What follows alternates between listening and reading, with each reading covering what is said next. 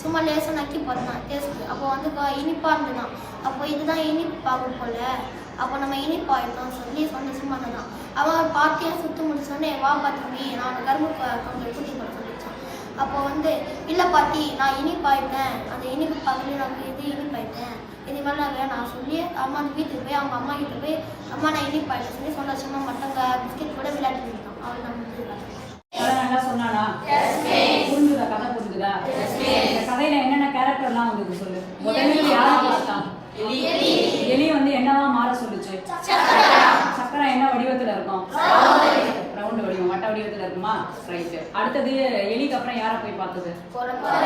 குரங்கு என்ன சொல்லுச்சு?